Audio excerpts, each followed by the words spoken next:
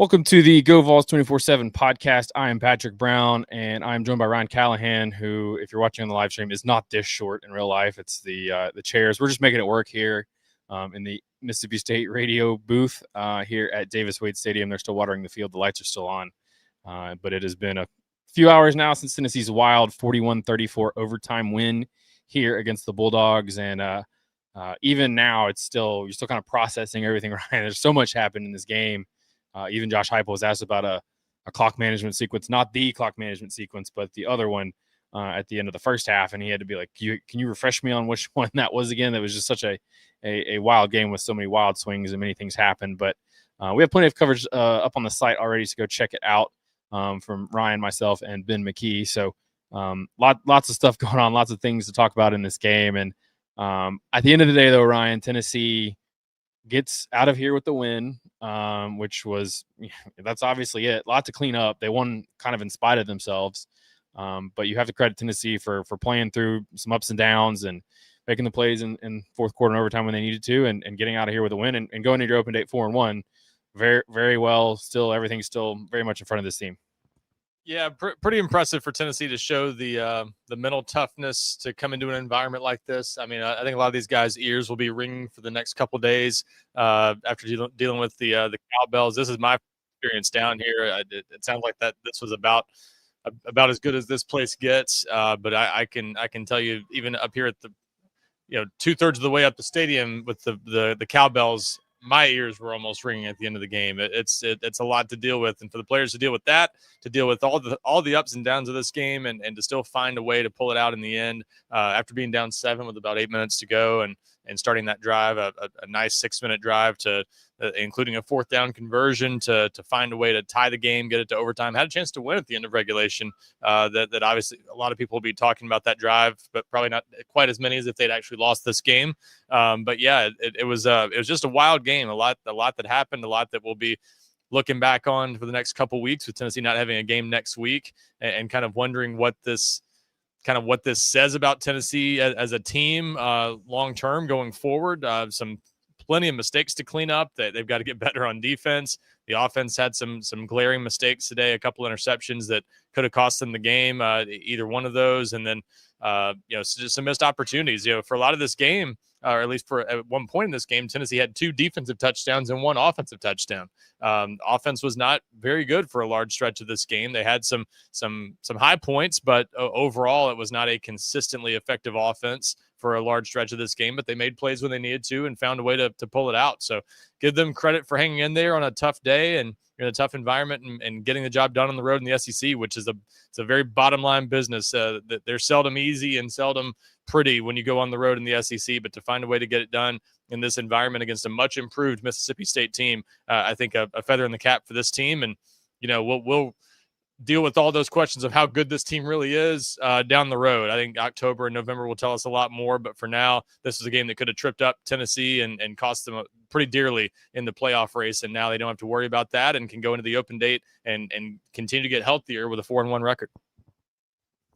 Yeah, and there were several times in this game where it seemed like they were gonna knock it out of here with the win, right? Like they, it's ebbs and flows back and forth. And Bill Connolly at ESPN does the S&P Plus, which is a better metric than the FPI, and he does like a post game win expectancy, which kind of breaks down all the numbers and determines maybe who should have won the game. I'll be interested to see the numbers here, because you look at the box score, Tennessee 466 to 378 in total yards, 6.5 yards per play to just 4.4 from Mississippi State.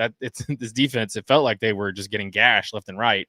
They did give up 198 rushing yards. I think that's what Georgia rushed for too.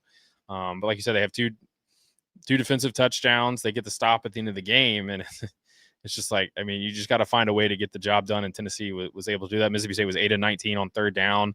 At one point, Mississippi State had run like 25 more plays than Tennessee. So it was going to be an equal opportunity loss for Tennessee, because as much as the defense was struggling to stop the run and having some issues there, the offense was turning the ball over. You had a couple of tip drill interceptions on throws to Miles Kitzelman, and special teams wasn't great either. They had Brendan Staley muffs a punt and then doesn't handle one, probably because he's worried about not dropping it again. It rolls down to the 1. Tennessee got to midfield after that sequence, but missed a field goal. You give up a fake punt.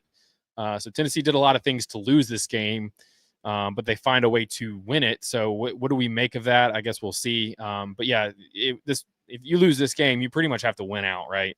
Your margin for error is gone. You're going to have to go win at Alabama. You're going to have to go win at Florida. You're going to take care of business everywhere else. Oklahoma, we'll see what they look like with John Mateer's injury. But being in this moment here, I don't think Tennessee's going to complain. They shouldn't. SEC road wins are hard. This place was legitimately electric. It was loud. Josh Joseph joked after the game that they plan to have the cowbells quieted in the third quarter. They did not.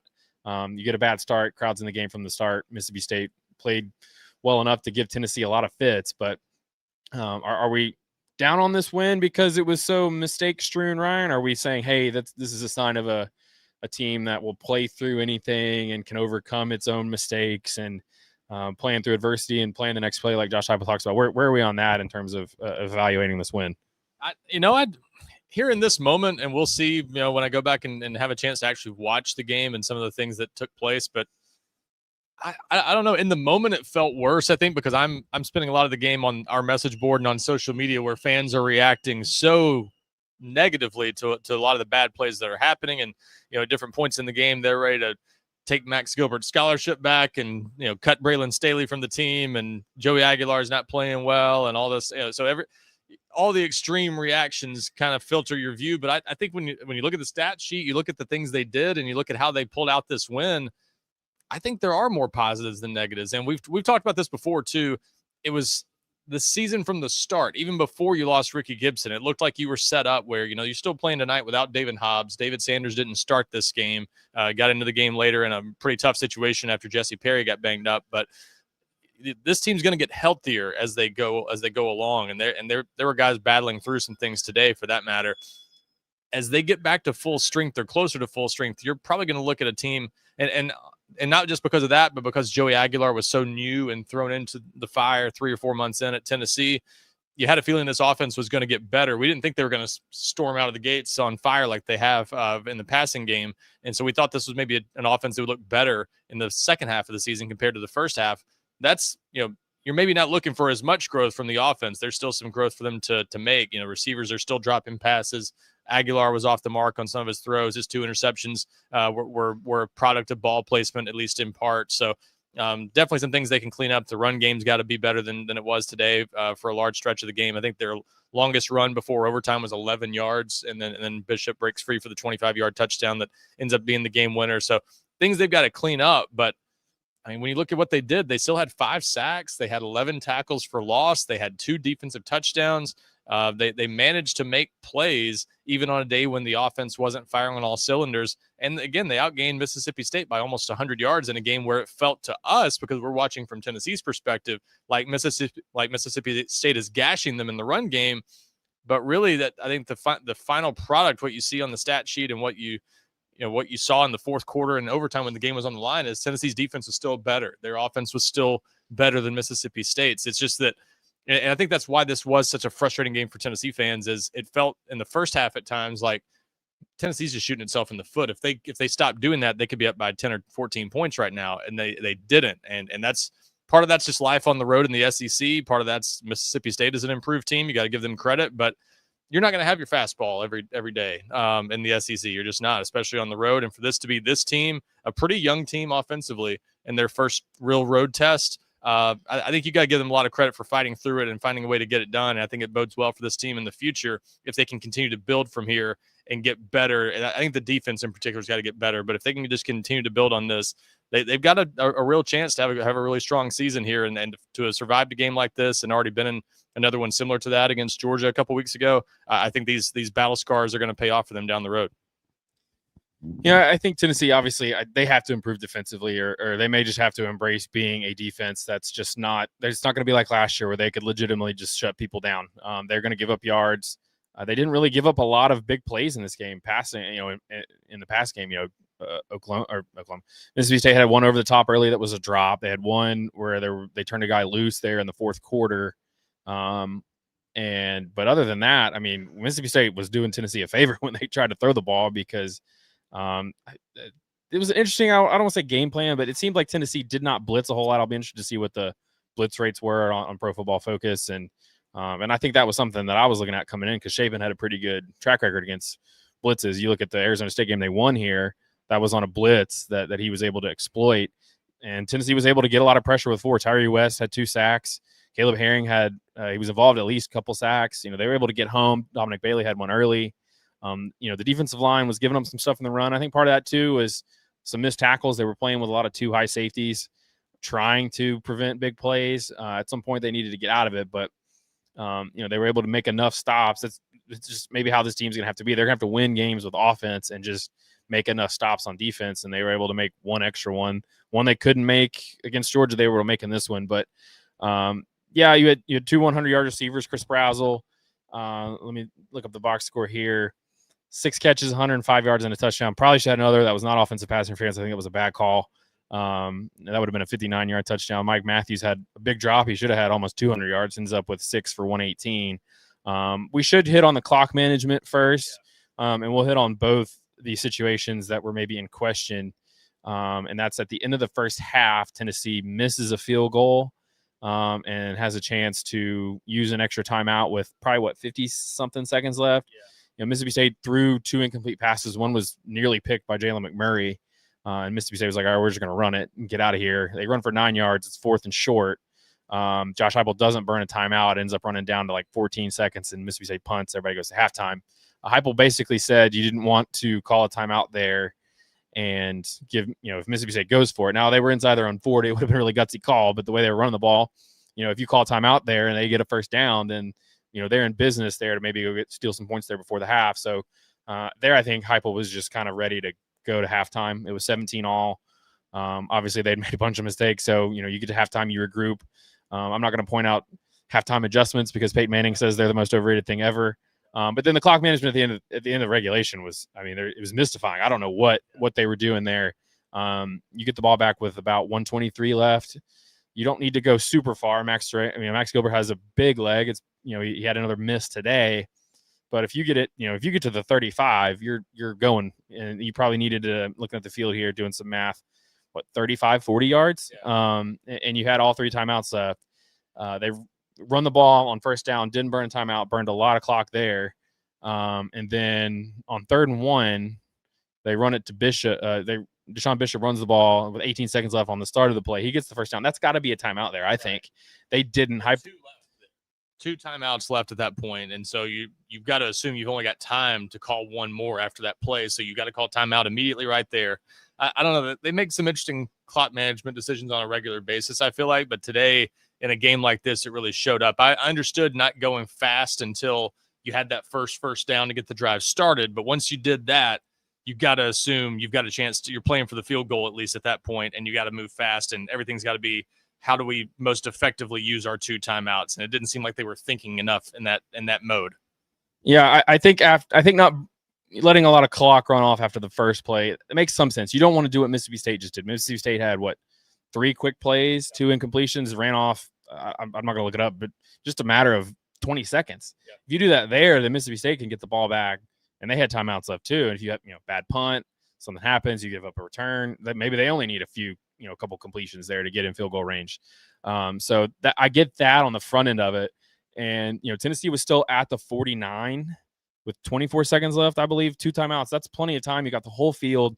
They did take a shot to Braylon Staley. It was just broken up at the last second. Looked like that play had a shot. But Heupel said after the game that on the run to Bishop that they had 2 plays called. Yeah. And he feels like they were on the ball pretty quickly, but I still think that's a spot where with that little time left, I think they were, I think that play took 4 or 5 seconds, 13 seconds. You got to take a timeout there because at that point, near the 45 or so, you're 1 pass away from being in field goal range. So that was a mistake. I think everybody would agree with that. He kind of said after the game, in hindsight, because the second play that they ran took so long, it was an extended play, Aguilar running around. You look up, there's only 4 seconds left. He said in hindsight, should have called it. But if Tennessee had lost this game, that would have been, he's still probably getting a lot of criticism for it. But if they had lost this game, that would be no one else would be talking about anything else but that, than the bad clock management there at the end. Well, and this kind of goes back to what we saw around a year ago when Tennessee's at Arkansas in the final drive against Arkansas with Nico Iamaleava. Sorry to bring him up, but quarterback at the time, and they drive down the drive. Yeah, drive down the field, and you've got one play to throw to the end zone. You have headset communication with your quarterback. In that situation, I would hope you're going back and saying, hey, no matter what, you got to throw it to the end zone. Take 3 seconds to say it. In that case with Joey Aguilar, with 13 seconds left before that play where he ran so much time off and they had 4 seconds left after he ran around, I think you've got to tell him in that moment. And I'm not on the headset with these guys. I don't know what they're saying, but you got to remind him. Not on during the play. The headset's not on during the play, but Correct. before the play. Before the play, I'm saying you got to tell him this has to be a quick play, so we don't have no choice but to go to the Hail Mary next. You want to get 2 plays in, and depending on what happens, you got to be ready to immediately call timeout. But if the ball's not out of your hand quickly, that's one where you just got to throw it to the sideline and run another play. You can't run around. You don't have time for that. So I thought that was, I don't know. That's interesting to me that same type of situation kind of came up, and I'm not sure you're communicating what the urgency of the situation, I guess, in that moment in the headset. You're maybe too focused on the play call as opposed to like reminding your quarterback what you got to be thinking on that play. Cause he didn't seem to have any awareness of the clock at that time. And that's a potentially crucial mistake there. And yeah, I don't know, that the whole approach to that drive was interesting from the start, but just the times when they use their timeouts in those situations, when they have multiple timeouts left, is a lot of times a bit confounding. I mean, it's something every coaching staff struggles with a little bit. And I wonder, to some degree, does it go to the fact that Josh Heupel's so involved in play calling that you're maybe struggling to walk and chew gum at the same time a little bit sometimes, where you're not, if you're the head coach and the offensive coordinator is doing all of that, you maybe are more free to think, okay, when do I need to use my timeout? As opposed to this, you're thinking more, the wheels are turning. What's my next play call going to be? And that's just kind of a different approach, maybe. Well, they have a guy over there with a notebook, right? I mean, he should be the one that's, hey, in those situations, he needs to be either right next to Josh Heupel saying, hey, you got to call timeout here. I mean, I honestly thought after the Bishop run that he did call timeout, because I was watching him and it looked like he was by the official. And so that was confounding, but like you said, and let's go back to the drive before that, the one that tied the game. That was really impressive stuff from Joey Aguilar, who had been a little up and down. Tennessee felt like they had like 15 big plays in this game. That's really the only with the ball. They weren't really running it as much as well as we thought they would coming into this game. I don't know if that was just physicality at the point. Mississippi State was playing a lot of 3 down, odd fronts with 3 down linemen, some overhangs. They're playing 3 safeties, so they got that kind of defense again. But I don't, even when Tennessee's played those defenses, the issues they had running the ball have still come down to not blocking well enough. But Joey Aguilar just made some great plays on that drive. I mean, the 4th down to Brazel, that was a great play by Brazel because that throw was high in traffic. Man, he guys, just enjoy him for the next 9 to 10 games because he's blossomed into an NFL receiver before our eyes. And I'll be honest, I did not see that coming. I had my doubts about Brazel going into this season, and he has proved me wrong. I know I'm not alone, but man, he makes that play, and then Aguilar makes 2 plays under duress where he's rolling out to his right. He throws one to Staley along the sideline. That was a 3rd down play on 3rd and 6 after a 3rd one false start on David Sanders. And then before that, there was a play where I think he's in the grasp of a defender and he throws it, and you're like, oh, where's he going? And Mike Matthews and him have a really good connection to where Matthews always seems to be in those situations working back to the football. And so that was a great play there. And then, he scores the touchdown on the run on the sweep there. So that was heroic stuff from Joey Aguilar. I don't know about legacy drive, like some people were saying, anything like that. I mean, there's so much season left, but Tennessee goes where they want to go at the end of this year. That could be a drive that ends up being something you look back on and say, that was a turning point. So they made a lot of big plays in this game. And we'll talk about Brazel too, because the catch he made twisting and turning, that was the Brazel Tennessee thought they were going to get last year. Because everybody talked going into last season about his body control, how well he tracked the ball. And Tennessee had some drops early in the game, right? Staley drops the 3rd down. Star Thomas dropped the 3rd down. Mike Matthews dropped the touchdown on a similar play that he caught a touchdown against UAB. And then they threw a couple plays to Brazel, and the next drive is like he can catch the ball. He's good. But that guy has continued to play really well. And Tennessee is, I got to see, they threw for, Aguilar finished 24 of 40 for 335, a touchdown and 2 interceptions. He had the rushing touchdown as well. They're big plays, and they had 10 pass plays of 15 plus yards, and 1, 2, 3, 4, 5, 6, 7 of them were of 20 plus yards.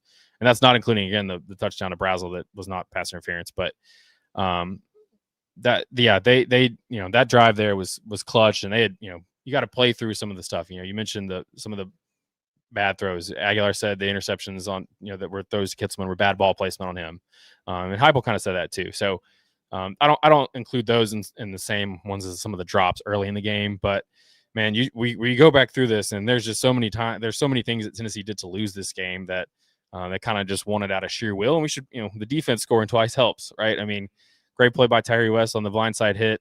Josh Joseph's, should I quote him? It was an O-ish moment. Those were his exact words describing it, because the ball's laying there between Blake Shapen's legs, between his knees, and he picks it up and goes the other way. And Colton Hood, you got to credit the pass rush there too, because that was an errant throw from Shapen with Dominic Bailey sort of bearing down on that Colton Hood picks off. So his defense makes some plays. The offense made some plays, and they also made a lot of mistakes. And we should touch special teams real quick. They put Braylon Staley back there because he's the more reliable hands guy. In theory, he muffs the first one to give Mississippi State 7 points, and then he lets the second one bounce. It rolls to the 1. Heupel said that it was by design to have him do that, so he got yanked after that, and they were much more assured with Boo Carter there. So Tennessee did a lot of things on the field and from the sideline to lose this game, yet they got out of here with a win. Well, and on that muff punt, that's one of those, two paths diverge on that play, and who knows how the game plays out if you don't muff that punt. It's like Bryson Easton's face mask on the first drive against Iowa. And Heupel did say that Mississippi State has multiple punters, a left-footed punter. They said they're sporadic where they hit it, so they wanted a guy, maybe a more sure-handed guy, but it didn't pan out that way. And Boo Carter has muffed a couple lately, so I understand the thought process there, but it clearly didn't work out as well as they had hoped. And I'm sure to some people it looks silly because you've got one of the most electric returners when he keeps his hands on the ball in the SEC, if not the country, and in Boo Carter, and he's not out there, and it costs you in a pretty noticeable way early in the game. So that I know is a head scratcher for fans, but I get what they were thinking there, because again, they do some different things with the punt game for Mississippi State. So you want a sure-handed guy out there, just didn't work out. And that second one, I don't know that he was tentative in going after it. It was a low line drive punt that kind of got past him, honestly, but he got too close to it. He almost hit it as it was bouncing. He came really close to letting the ball bounce into him, and that could have been a disaster too. So I think when they saw how those two went, those two things, they're like, let's get him out of there. It's time to put Boo back there. He's pretty natural with it, and hopefully he can hold on to it, and he did. I did want to go back to the last drive. The Braylon Staley play on third down was tremendous. He fought through a defender to get the first down. That was a great effort play on a tough day for him, where fans were on him pretty hard, at least on social media.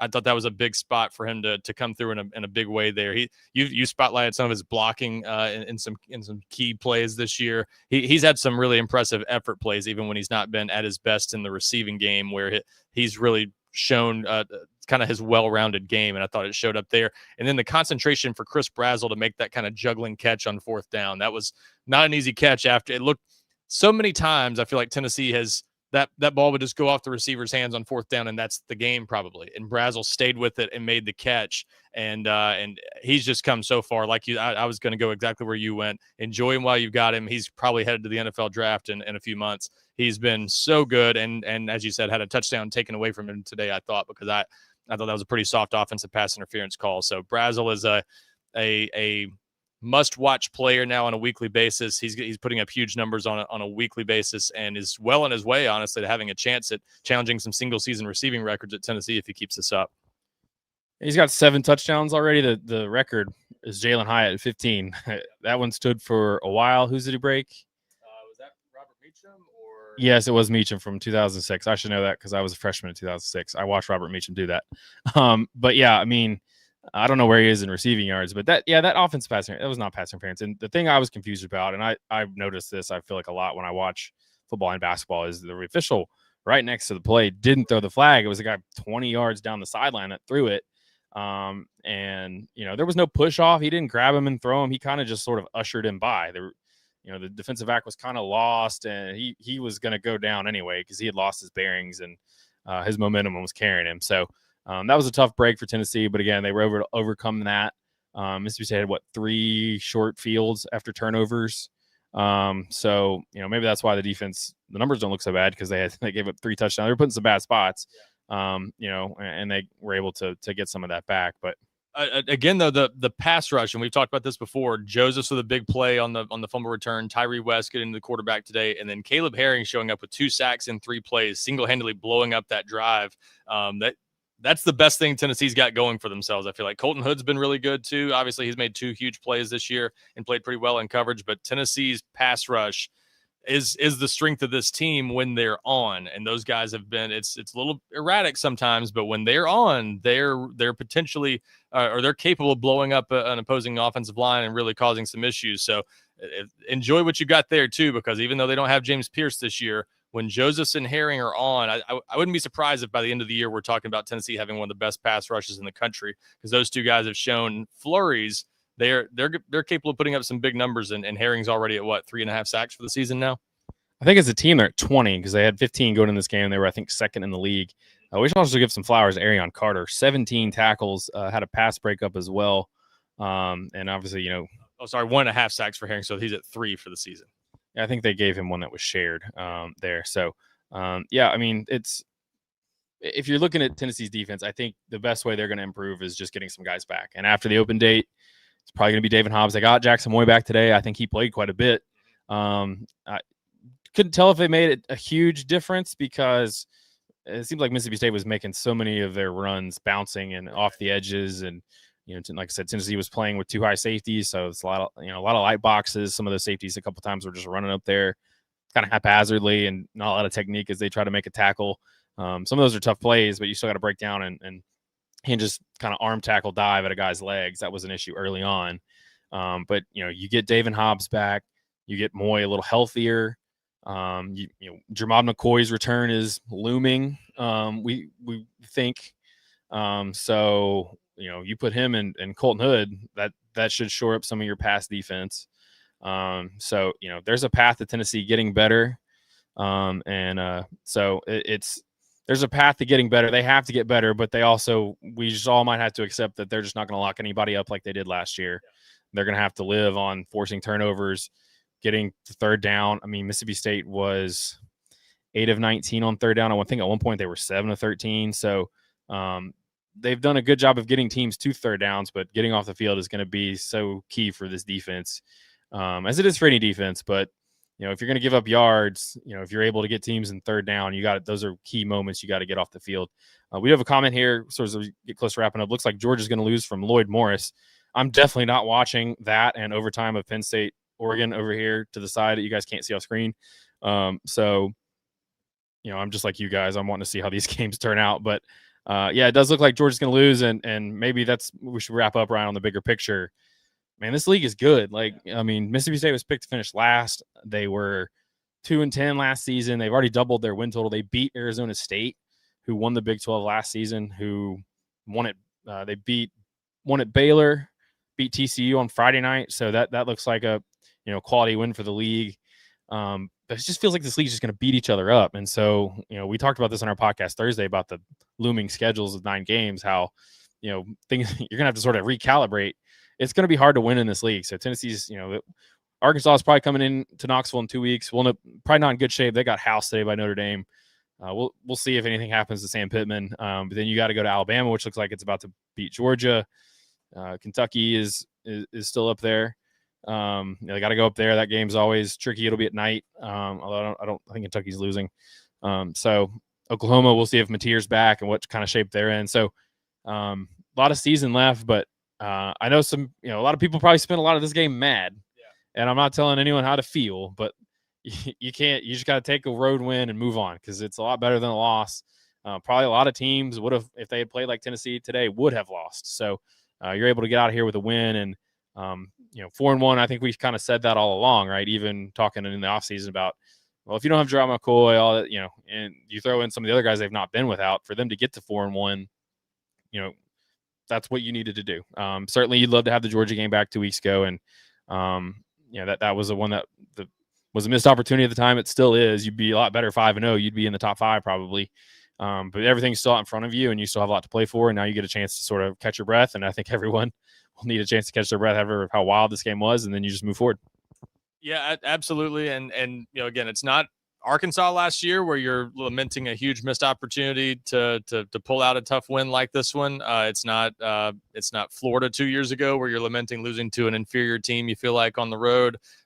You found a way to get it done, and that's, again, it's seldom pretty on the road in the SEC. You don't have many games like the 2018 Auburn game under Jeremy Pruitt, where you feel like that team just kind of played out of its mind that day, and things went really well for them that day. You don't have many of those types of games where you just totally take care of business and win by 10 or 14 and it looks easy. So for this one to be turbulent, probably shouldn't be shocking. We didn't know how good Mississippi State was before today. I think they kind of showed they're pretty feisty. We'll see what their record ends up being, but they're at least a team that's going to cause some problems for a few teams, I think, after seeing them today. And I saw plenty of people, not just Tennessee fans, questioning how good Tennessee is during this game. And I understand that, but like you said, it's more of a week-to-week season. And I think we just have to get used to thinking that way now. It's much more like the NFL, and Tennessee's going to look great on some days and not so great on other days. And it's because there's so much parity in this league now. It's all going to come down to quarterback play, turnover margin, things like that. And Tennessee's definitely not a perfect team. They've got to patch some things up. But, hey, 5 weeks in, going to the open date, I'd say their offense is better than we expected. Defense not as good as they expected. And at the same time, you're 4-1, right where you want to be going into the open date. And still a lot of games ahead that you're going to be favored to win. So it could be a lot worse. And Tennessee's going to get healthier and feel pretty good about its outlook for the next 7 games. And if they build on this and continue to show the unity, I think, that they've shown on the field, just that the chemistry of this team has been a strength from the start. If they continue to have that, and I think that's one of the things that helped them pull through in a game like this. Joey Aguilar is a good leader for this team. Miles Kitselman, a good leader. If those guys continue to help this team navigate some tough spots, I think they're going to be a tough out for everyone they play and have a chance to be in the playoff race come November. I agree, Ryan. That's the sheer will, I should say. It's easy for me to say. I can't talk. It's been a long day. But yeah, sometimes that's a good quality to have. I think a lot of Josh Heupel's teams have had that, the ability to just kind of play through adversity. They don't fold. They don't, there have been some deer in the headlight games, sure, and this looked like one of those at times. But the ability to play through and to keep playing and to keep going is something that's a culture part of this program that I think we've seen a lot over the years. So Tennessee gets out of here with the win. We are going to get out of here now and head back, and not all the way to Knoxville, not crazy, but hope everyone that was here today, and there was a lot of orange. We should have mentioned that earlier. This was a whiteout, and Joey Aguilar said this after the game. Like, it was a whiteout, but man, there was a lot of orange in here. There was. Credit to Tennessee fans. I got to my hotel Friday night in Tupelo, and there were Tennessee fans in the lobby already. So great showing on the road today from Tennessee fans. They got to celebrate a win. Road wins are sweet in this league. They're hard to come by. You got to cherish them because you're not going to get them all the time. So, and it looks like a couple of these games are ending now. Pitt State just got walked off. Turnover? I didn't see that one.